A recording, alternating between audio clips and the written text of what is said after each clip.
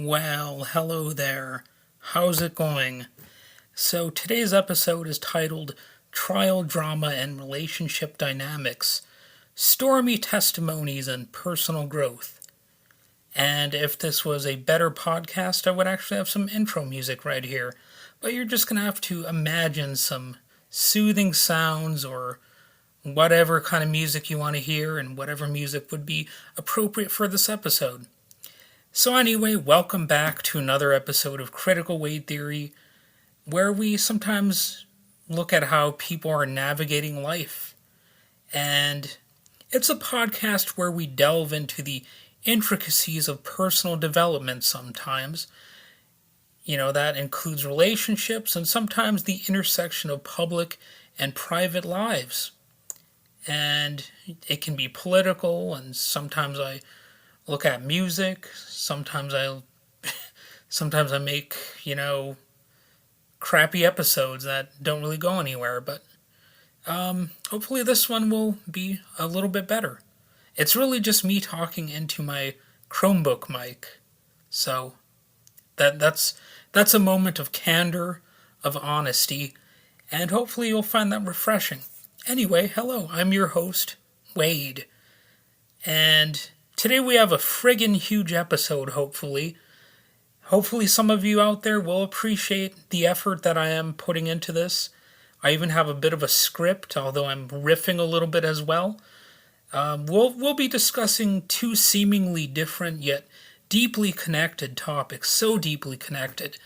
The results from Donald Trump's hush money trial and the complexities of personal growth and insecurity in relationships. So let's dive right in, shall we? So let's start with the infamous news from New York. This explosive verdict and titillating moments in that hush money trial involving former President Donald J. Trump. And the J, I hear, stands for Jesus, because he is a Christ-like figure, because we all know the Lord and Savior was out there raw-dogging porn stars on the sly. That's exactly what Jesus would have done. And he would have had that really odd-looking hairdo that seems like a comb-over, and the bronzer that's sometimes in some photos apparently was staining his shirt and making it very obvious that he was wearing some makeup. But we're going to put that aside. We're going to look at the trial itself. So in a surprising twist that no one saw coming, Stormy Daniels, the porn actor, the thespian at the center of the controversy, provided salacious testimony that had the courtroom buzzing. Buzzing like vibrators, I guess. And who would have thought that a porn star would have salacious stories to tell, especially about such an upstanding fellow like Donald Jesus Trump. But anyway, Daniels detailed an alleged sexual encounter with Trump, which he vehemently denies. Or is it vehemently? I've heard both, but I'm going to go with vehemently. I think that sounds better. But anyway, her testimony was a key piece of the prosecution's case, aiming successfully, mind you, to prove that Trump and his allies tried to bury damaging stories in the final days of the 2016 presidential campaign to illegally influence the outcome. And what made it illegal? He was committing fraud in the process by falsifying records. So, for those of you, trying to keep score here, the illegal part wasn't that he was having an affair. That was actually surprisingly legal. You can put your wiener into some different buns if you want. I know it's crazy, but that's freedom for you. That's the freedom in the USA. But you are not supposed to falsify records and put campaign-related cash where it's not supposed to go. So I don't want to get into those details here so much. But you can do a quick search for, the evidence presented, during the trial. You can look at how some people actually previously had gone to prison over this set of scandals, because it really wasn't just one scandal, but multiple things wrapped into a nice little presidential campaign. So, whoops, it didn't work out for him. So, as the third week of testimony wrapped up, the trial's focus shifted from the dramatic revelations of Daniel's account to the nitty-gritty of checks and phone records. So you went from sex to checks, and I guess some perfect phone calls, as Trump sometimes refers to them. This technical testimony set the stage for the prosecution's star witness, Michael Cohen, Trump's former attorney, and now a Trump basher, because it turns out if you end up going to prison for Donald Trump, you might not be his best buddy anymore. But anyway, Michael Cohen's testimony was highly anticipated, as he was expected to provide critical insights into the alleged financial misconduct. Well, technically, you don't have to just call it alleged anymore. You can get away with saying actual financial misconduct, because it was proven in a court of law by a jury of 12, Trump would call them rigged jury members, but, unless you're a complete sycophant for him, you assume that it might not have been rigged, especially when, people who were not Donald Trump already had gone to prison over this, including the aforementioned Michael Cohen, who apparently was not even a Republican, but a Democrat, from what I understand anyway. But anyway, Trump's reaction to the events was predictably fiery. After one session in the courtroom, he walked out of court visibly angry, declaring to reporters, as he so often does, "I'm innocent. I'm innocent." Just an innocent little orange lamb. I guess we're all, they say we're all guilty in some ways, but I guess we're all innocent as well in some ways too.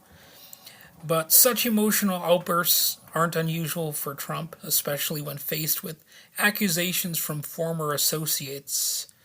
And this brings us to a broader discussion, awkwardly and oddly enough, on how people handle accusations and the role of personal development in different situations.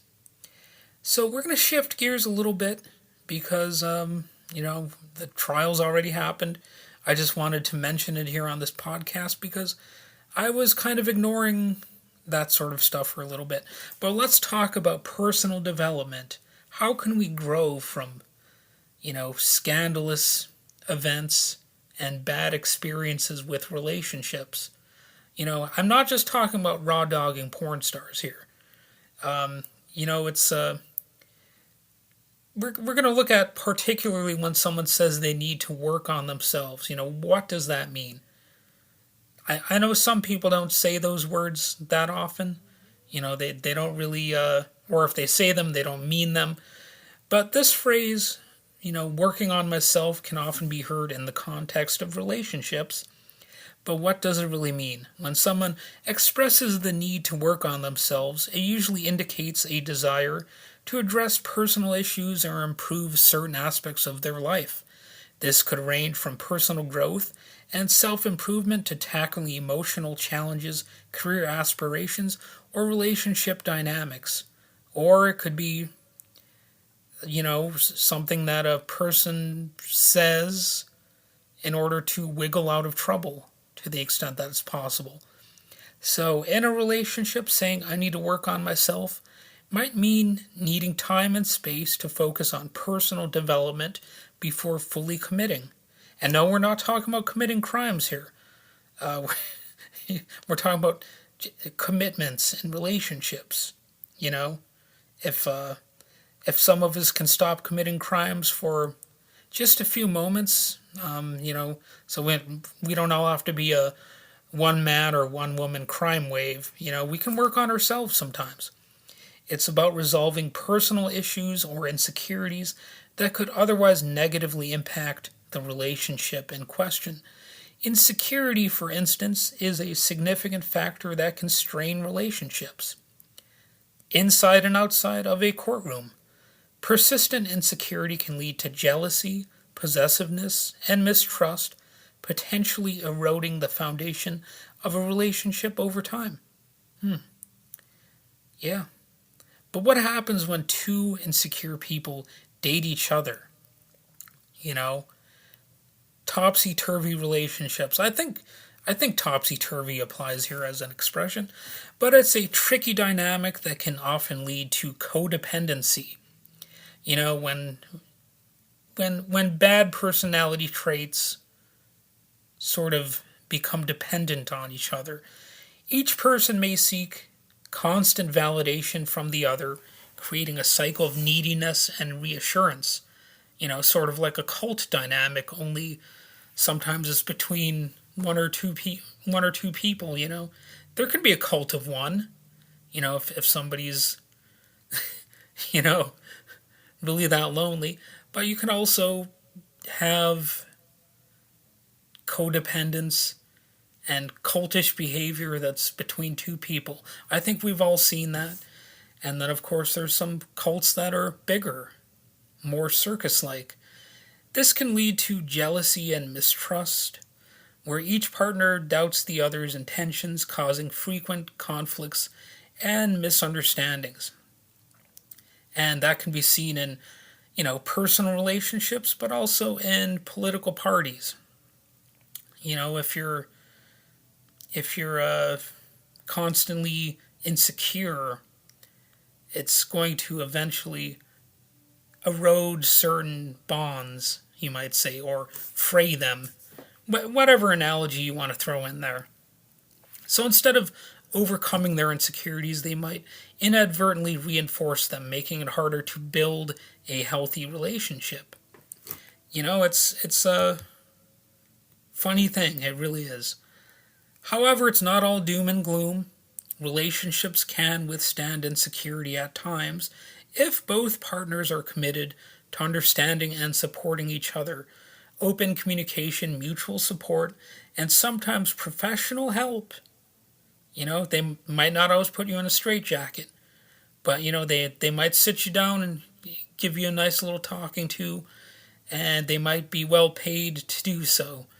But anyway, that can guide couples through these challenges. It doesn't always have to get into a courtroom, although sometimes it does. So, to wrap up today's episode, we see that whether it's handling public accusations badly or personal insecurities, the path to resolution often involves introspection, honesty, and a willingness to grow. Or, you can just fester in your own failure and attach yourself to some fascistic movement and let that be your ultimate source of power and truth in life. The ramifications of Trump's trial verdict continue to unfold, and only time will tell the impact of the verdict and the ripple effects of the testimonies and evidence presented.